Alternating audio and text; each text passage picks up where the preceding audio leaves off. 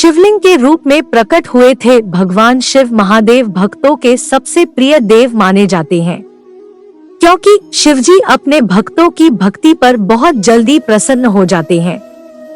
इसलिए महादेव भोलेनाथ भी कहलाते हैं। भगवान शिव स्वयंभू माने जाते हैं। भगवान शिव एकमात्र ऐसे देवता हैं जिनकी पूजा मूर्ति और लिंग दोनों के रूप में की जाती है। शिवलिंग को भगवान शिव का प्रतीक माना गया है।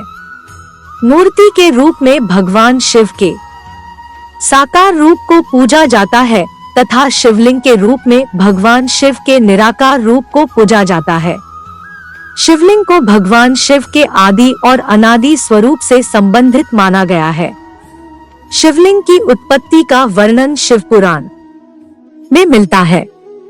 भगवान शिव के शिवलिंग के रूप में प्रकट होने के पीछे हिंदू धर्म शास्त्रों में कई कथाएं प्रचलित हैं।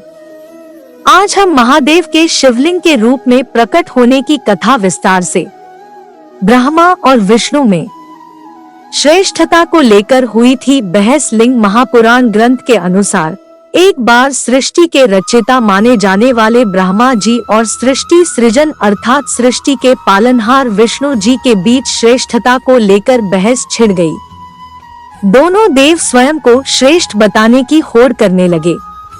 जब दोनों देवों के बीच बहस बहुत बढ़ गई, तब ब्रह्मा जी और विष्णु जी के बीच एक अग्नि की ज्वाला से जलता हुआ लिंग प्रकट हुआ।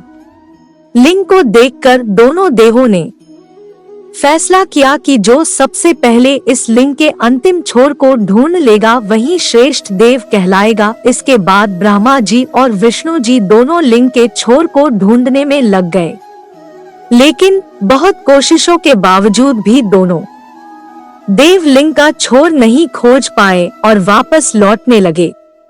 तब ब्रह्मा जी ने स्वयं को श्रेष्ठ सिद्ध करने के लिए केतकी नाम के फूल से सहायता मांगी और कहा कि विष्णु जी के समक्ष जाकर कहना कि ब्रह्मा जी ने अंतिम छोर ढूंढ लिया है, जिसका साक्षी मैं हूँ।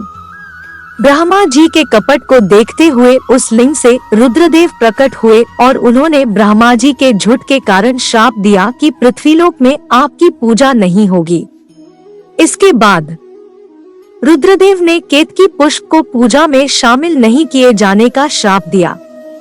ऐसे प्रकट हुए थे शिवलिंग से महादेव। ब्रह्मा जी और विष्णु जी ने हाथ जोड़कर रुद्रदेव से अपने स्वरूप में दर्शन देने की बात कही।